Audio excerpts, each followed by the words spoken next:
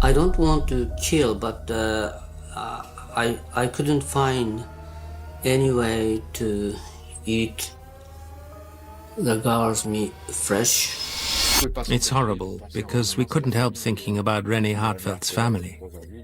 Paris, June 1981. A young Dutch woman is found dead, dismembered, and partially eaten. Her killer? A quiet, wealthy Japanese student who claims he didn't want to kill her. He just wanted to eat her. This is the story of Issei Sagawa, the cannibal of Paris, a man who murdered, violated, and consumed a woman, and then walked free. And even worse, he later became a celebrity for it. Today, we're going deep. The crime, the cannibalism, the taste, the texture, the fantasies, the trial, the loopholes, the media circus, the books, the interviews, the documentaries, and the man he became afterward. No filters, no sugarcoating. Let's start. Issei Sagawa was born in 1949 in Kobe, Japan. His background is crucial to understanding his complex of inferiority and ultimately his crime. His family was not just rich, they were socially powerful and extremely well-connected. His father, Akira Sagawa, was a prominent businessman who would later wield immense influence to protect his son.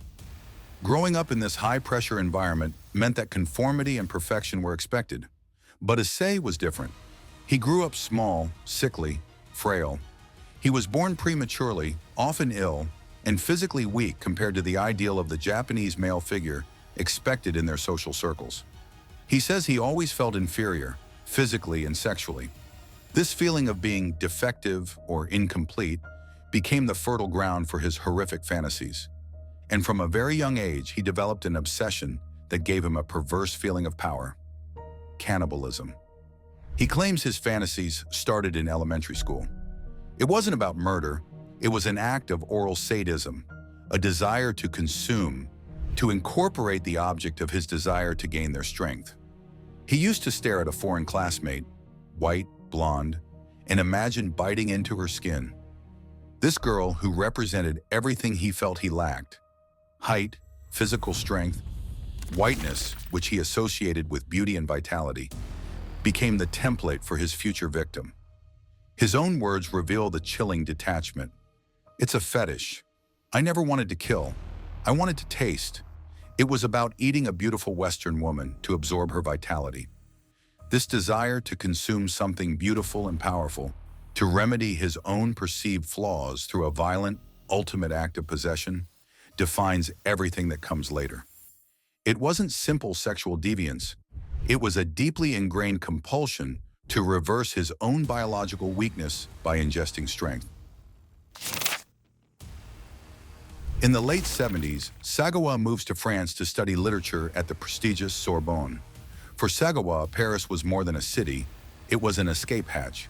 Far from the rigid, controlling gaze of his family and Japanese society, he found the terrifying freedom of anonymity and isolation. He was lonely and spent most of his time reading, fixating on literary works that explored themes of murder, consumption, and taboo. And his fantasies, which had been theoretical, began to escalate towards action. He hires prostitutes constantly, not for conventional sex, but because he was trying to find an outlet for his fetched. He wanted to bite into them. He admits to an incident that should have been a massive warning sign. He once tried to attack a sex worker with the express intention of eating her. The attack was clumsy, violent, and she fought back, managing to escape before he could cause serious harm. Crucially, nobody reported it. Sagawa likely interpreted the failure to be caught or denounced not as bad luck, but as impunity. This green light, combined with his isolation, fueled the systematic planning of his next attempt. His sights were now set on a target he considered perfect: intellectual, beautiful, and accessible. Renée Hartevelt, a brilliant Dutch student, tall, confident, intellectual. Everything he thought he wasn't. She was in Paris studying German and was known among her peers for her kindness and openness. It was this trusting nature that Sagawa exploited. He invites her to his apartment under the pretext of studying German poetry. He had approached her several times before, presenting himself as a fellow student interested in literature. She accepts the invitation without suspicion. He later said, "I wanted to taste her, that's all." What is most disturbing is the deliberate effort he put into making his victim accessible. Sagawa meticulously selected his target, someone who embodied the vitality and beauty he desperately wanted to consume, showing that the crime was entirely premeditated, driven by his violent, controlling fetish. On June 11, 1981, Sagawa sets his plan in motion. He asks Renée to read a poem in German while he records her voice, a final macabre pretext to put her in a vulnerable position. Behind her, hidden and ready, was a .22 caliber rifle he had acquired a few days earlier. This shows the premeditation was not fleeting. It was a calculated step-by-step preparation for an act of controlled violence. At one point, he stands up, aims at her back, and pulls the trigger. She collapses instantly, no struggle, just silence. He said later, "The moment she fell, I felt relieved. I thought, now I can finally taste her." The immediacy of his relief and his subsequent focus on consumption rather than remorse demonstrates the depth of his psychological detachment. From here, things get infinitely darker. This section contains the most disturbing and crucial details about Sagawa's motive and pathology, the body and the mutilation. Once she's dead, Sagawa strips her and begins. His first act is to take photos of the corpse, documenting his perverse achievement for future gratification. He then decides which part he'll eat first. He starts with her buttock. He cuts into her skin, and he's surprised. He expected red meat. Instead, he sees fat. A lot of fat. He was deeply disappointed by the reality of human anatomy versus his idealized aesthetic fantasy. He described it like this: "All I saw was the fat beneath the skin. It wasn't the beautiful meat I imagined." He said the fat layer was thick, slippery, and unpleasant to cut. He compared the texture to corn kernels when he scraped it off to reach the muscle. This detail shows he was not just a killer, but an active, if clumsy, butcher, driven by an almost scientific curiosity to satisfy his compulsion. The process of consumption took 2 days. He cooked some pieces in a pan with salt and pepper. He ate other pieces raw. He was experimenting, trying to find the perfect flavor profile. His words, "At first it didn't taste good, but after a few days the meat became sweeter." He specifically said the flesh from her foot smelled bad and didn't taste very nice. However, he claimed to find parts of the thighs and the lips to be the most palatable, reinforcing the idea that this was a perverse, selective feast. During and after the mutilation, he performed sexual acts on the corpse. He admitted everything without shame, confirming that this crime was not solely about cannibalism, but a fusion of sexual perversion and violent control. This part shows clearly he wasn't just a killer. He was driven by a deep, violent fetish, a perverse desire to possess and incorporate his victim. He even lamented that Renée was not alive to witness his consumption, stating, "My intention wasn't to kill her. If only she had let me taste her." This is the ultimate level of narcissism. He wished the victim had consented to her own consumption, treating her not as a person, but as an object for his ultimate gratification. After 2 days of cutting, eating, photographing, and experimenting, Sagawa attempts the disposal. This part of the crime highlights his weakness and desperation. He stuffs the remains of her body into 2 suitcases, not well, not carefully, just enough to close them. The bags were incredibly heavy and unwieldy. He takes a taxi to the Bois de Boulogne, a large public park in Paris. His plan was to dump the suitcases into the lake, but he's weak and struggles visibly with the heavy bags near the water's edge. He attracts attention. People notice the strange sight: a small Japanese man struggling clumsily with 2 impossibly heavy bags, looking distressed and panicked. Someone alerts the police. Before he can finish, officers arrive. The suitcases are opened, and the unimaginable nightmare is exposed. They arrest him on the spot. He does not resist. He confesses everything immediately, almost eagerly, as if he were proud of his dark deed. This section is the heart of the scandal and requires close attention to the legal and psychological failures. In France, Sagawa was promptly subjected to a psychiatric evaluation. The lead psychiatrist, Dr. Philippe Bizouar, declared him mentally incompetent to stand trial. The diagnosis was psychosis schizophrenique. This triggers the massive legal loophole. According to the Article 64 du Code pénal français de l'époque, if a person is determined to be non-responsible pénalement due to insanity, a trial cannot take place. It results in a non-lieu, meaning he was neither acquitted nor convicted, but simply deemed unfit for judgment. He was then sent to a high-security psychiatric hospital. But here's the twist that shocked the world. The French government eventually made the decision to deport him back to Japan.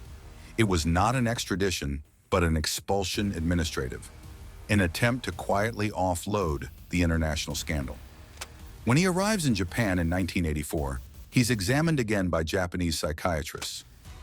Their findings differed radically. They concluded he was not psychotic or legally insane. He was a pervert, a narcissist, a moral deviant, a cannibal. Yes, but not mentally incompetent. Japan now faced an impossible scenario. Since the French authorities had ruled a non-lieu and had not transferred the complete legal dossier establishing culpability, the Japanese legal system found itself unable to charge him. They could not retry him for a crime on which a final French decision had been rendered, even if that decision was procedural. The case collapsed entirely due to a fatal legal and diplomatic failure. And in 1986, just 5 years after the murder, Issei Sagawa walks free. The family of Renée Hartevelt was outraged, having lost their daughter only to see her killer released, and the justice systems of two powerful nations failed them completely. The post-crime life of Issei Sagawa is perhaps the most surreal and repulsive aspect of this case, adding significant runtime. Once free, he didn't hide. He embraced his notoriety and became a media sensation in Japan. The monetization of murder. He quickly began writing about the murder. His first book, titled In the Fog, was a graphic, detailed, and unrepentant retelling of the killing and the consumption from his point of view. It sold tens of thousands of copies. He wrote several other books, including restaurant reviews, the ultimate grotesque irony of a cannibal critiquing food. Japan consumed it like morbid entertainment, establishing a terrifying precedent for turning brutal crime into cash. He became a fixture in the Japanese media landscape. He appeared in films, not as an actor, but as the infamous killer. He did countless interviews and posed for magazine photo shoots, often smiling and discussing his crime with a chilling casualness. He was frequently featured on talk shows, often discussing his continued desire for human flesh. In interview after interview, he repeated the same terrifying sentiment: "I still have the desire to eat human flesh." He never showed real guilt or remorse for Renée Hartevelt. His only regret was that his attempt to consume her was interrupted by his arrest. He frequently looked at posters of women and openly stated, "I think they would taste delicious." The man never showed real accountability. His behavior was purely driven by self-pity and obsession, reinforcing the fact that his insanity was perhaps a convenient shield from the truth of his profound moral depravity. In 2017, the French documentary filmmakers Renée Hartevelt and Lucien Chastain-Taylor released Cannibal, a full-length film focusing on his life in old age. The documentary shows Sagawa, now frail and dependent on his brother, still fixated on his crime and his fetisho, proving that the horror he committed was the definitive event of his life. In his final years, Sagawa became increasingly frail, struggling with health issues after a stroke, and living with his dedicated brother, Jun Sagawa. Despite his weakness, his fame persisted, but his media appearances dwindled. Issei Sagawa died in November 2022 at age 73 from pneumonia. He died in his own home, never punished, never imprisoned, never truly held accountable for the brutal murder, violation, and consumption of Renée Hartevelt. Issei Sagawa's case is unique. A murderer, a cannibal, and a sexual predator who became famous instead of being locked up.